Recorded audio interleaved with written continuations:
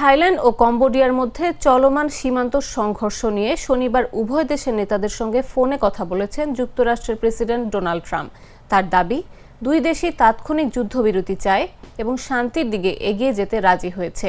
স্কটল্যান্ডে ব্যক্তিগত গলফ ভ্রমণের সময় ট্রাম্প তার সোশ্যাল প্ল্যাটফর্ম ট্রুথ সোশ্যালে লেখেন, দ্রুত একত্রে বসে যুদ্ধবিরতি ও শেষ পর্যন্ত শান্তির পথ খুঁজে বের করতে উভয় দেশ সম্মত হয়েছে। থাইল্যান্ডের ভারপ্রাপ্ত প্রধানমন্ত্রী ফুমথাম ওয়েচায়াচাই নিশ্চিত করেছেন, থাই সরকার নীতিগতভাবে যুদ্ধবিরতির প্রস্তাবে সম্মত হয়েছে।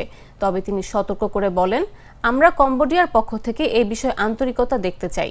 গত 24 জুলাই দক্ষিণ পূর্ব এশিয়ার দুই প্রতিবেশী দেশের মধ্যে সংঘর্ষ শুরুর পর থেকে অন্তত 33 জন নিহত এবং হাজার হাজার মানুষ বাস্তুচ্যুত হয়েছেন।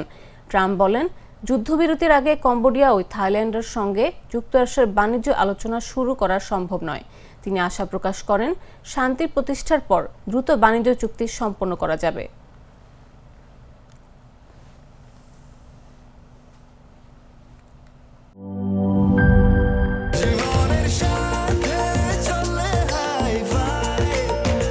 স্বাস্থ্যকর অল টাইম ফ্যামিলি কেক, সব সময় অল টাইম হেলদি লাইফ।